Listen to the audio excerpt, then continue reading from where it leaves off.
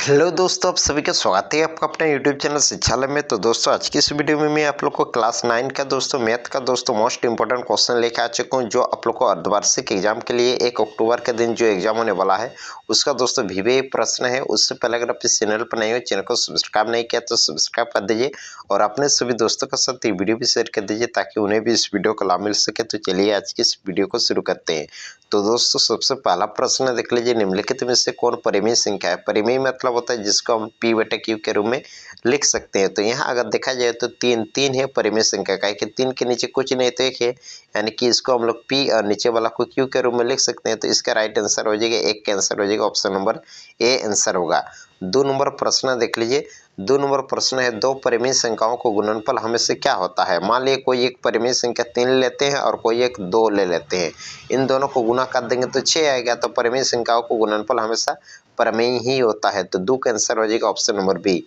3 number प्रश्न देख लीजिए, शून्य किस प्रकार का संख्या है। ये आप लोग को क्लास 9 के मैथ का पहला ही प्रश्न है। शून्य क्या परिमेय, शून्य क्या संख्या, शून्य एक परिमेय संख्या है। क्या है कि इसके नीचे कुछ नहीं तो 1 है, तो शून्य क्या संख्या है, परिमेय संख्या है। तो 3 का आंसर हो जाएगा ऑप्शन नंबर डी, परिमेय संख्या। 4 नंबर प्रश्न देख लीजिए, प्रत्येक परिमेय संख्या क्या होती है। मान लीजिए कोई भी परिमेय संख्या हम 2/3, इसको क्या कहते हैं। तो दोस्तों, जितना भी परिमेय संख्या होती है ना, उसको हम लोग वास्तविक संख्या कहते हैं। क्या है कि वास्तविक संख्या परिमेय और अपरिमेय दोनों से मिलने से बनता है। तो प्रत्येक परिमेय संख्या हम लोग का होती है वास्तविक संख्या। 5 नंबर प्रश्न देख लीजिए, 3 और 4 के बीच निम्नलिखित में से कौन सी परिमेय संख्या स्थित है। यहाँ पे 3 है और यहाँ पे 4, इनके बीच क्या संख्या स्थित है। पाई एक अपरिमेय संख्या, यह नहीं होगा। 15/7, अगर 7 से हम लोग अगर 15 को भाग देंगे ना, तो 7 दूये 14, ये 2 पॉइंट कुछ आ रहा है, ये भी नहीं होगा। 10/3, चलिए हम लोग 3 से 10 को भाग दे के देख लेते हैं। 3 3 9 आ जाएगा, 1.0 3 3 मतलब 3.3 कुछ आ रहा है। तो यही वाला हम लोग का आंसर होगा, कि 3 और 4 के बीच 3.3 आ रहा है। तो ऑप्शन नंबर बी इसका राइट आंसर होगा, 10/3 होगा। अगला 6 नंबर प्रश्न देख लीजिए, यदि 64 x का पावर 8 है तो x का वैल्यू क्या होगा। तो यहाँ अगर हम लोग देख सकते हैं 64 का पावर यहाँ पे x है और बराबर 8 है, तो यहाँ पे x का मान क्या होगा। तो 64 को हम लोग ऐसे लिख सकते हैं 8 का स्क्वायर, और यहाँ पे हम लोग को क्या है, x बराबर 8 का पावर कुछ नहीं तो 1 है। अगर नीचे वाला का उसके घात का आधार समान है ना, तो उसका घात भी समान होगा। यानी कि हम लोग को 2 और x कितना होगा, 2x बराबर 1 होगा, और यहाँ x बराबर कितना होगा, 1/2 होगा। तो x का वैल्यू होगा 1/2। तो 6 का आंसर हो जाएगा ऑप्शन नंबर ए, 1/2। 7 नंबर प्रश्न देख लीजिए, इनमें से कौन एक चर वाला बहुपद है। एक चर मतलब यहाँ पे x और y दो चर है, यहाँ पर भी x और y दो चर है, किंतु यहाँ पे देख लीजिए सब में x है।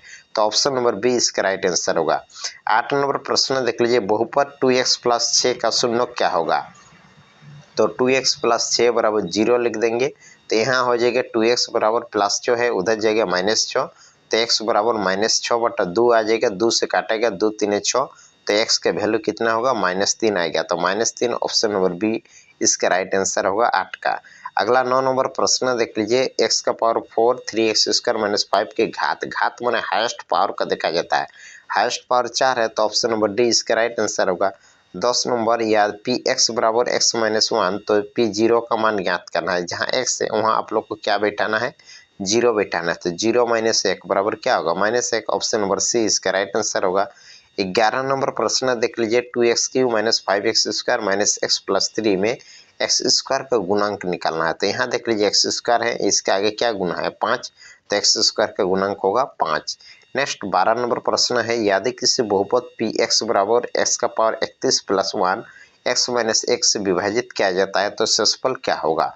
तो दोस्तों, हम लोग को शेषफल प्रमेय विधि से भी निकाल सकते हैं। x - 1 बराबर क्या हो जाएगा, 0 होगा। x बराबर क्या होगा, 1। अब जहां आप लोग का x का पावर 31 + 1 है ना, जहां 1 है वहां 31 बैठा हो, +1, 1 को 31 पर गुना करेंगे तो आप लोग को क्या आ जाएगा, यहाँ आ जाएगा दोस्तों, 1 को 31 पर गुना करने से 1 ही होगा। 1 + 1 बराबर कितना होगा, 2 आएगा। तो ऑप्शन नंबर डी में 2 है, तो ऑप्शन नंबर डी इसका राइट आंसर होगा। 13 नंबर प्रश्न है, निम्नलिखित में से कौन द्विपद है। द्विपद मतलब 2 पद हो, यहाँ पे 3 पद है, यहाँ 1 है, किंतु यहाँ पे 2 पद है। तो ऑप्शन नंबर सी इसका राइट आंसर होगा। 14 नंबर प्रश्न देख लीजिए, x² यानी कि x² - 9x + 14 का एक गुणनखंड ज्ञात करना है। तो इसको हम लोग 9x को हम लोग 7x - 2x लिख सकते हैं, उसके बाद +14 यहाँ x आप लोग को कॉमन आ जाएगा, x -7 होगा। फिर -2 यहाँ पे कॉमन आ जाएगा, x यहाँ -7 होगा। तो x -7 होगा और एक तो क्या होगा, x -2 होगा। तो x -7 और x -2 ऑप्शन नंबर बी इसका राइट आंसर होगा। अगला 15 नंबर प्रश्न देख लीजिए। 15 नंबर आकृति देखकर निम्नलिखित प्रश्न को उत्तर दीजिए। तो यहाँ पे देख लीजिए आप लोग को एक ग्राफ बनाया गया है, इसको देख के नीचे कुछ प्रश्न है उसका उत्तर देना है। क्वेश्चन नंबर पूछा गया है कि बिंदु बी के निर्देशांक क्या होता है। बी यहाँ पे देख लीजिए और पहले एक्स अक्ष को लिखा जाता है, उसके बाद वाई अक्ष को। पहले एक्स को होता है, सेकंड वाला वाई को। बी के ये एक्स का लकीर होता है और ये वाला वाई का। तो दोस्तों यहाँ अगर बिंदु बी के निर्देशांक निकाल सकते हैं ना, बी कहाँ पे है, -5 के सीधा में है और ये 2 के सीधा में है।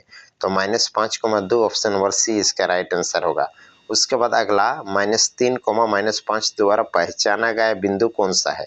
तो -3, -5 एक्स में -3 देखना है और वाई में -5। ये देख लीजिए एक्स में -3 और -5 क्या बिंदु पहचाना है, ई बिंदु पहचाना है। तो ऑप्शन नंबर ई बिंदु पहचाना गया है, बी इसका राइट आंसर होगा। डी का भुज क्या होगा, भुज मतलब होता है एक्स अक्ष को देखते हैं और कोटि बोलेगा तो वाई अक्ष। यहाँ पे डी है, ये एक्स अक्ष है, तो ये डी भुज में क्या आएगा, 6 है, तो इसके आंसर हो जाएगा 6। तो डी का भुज होगा 6।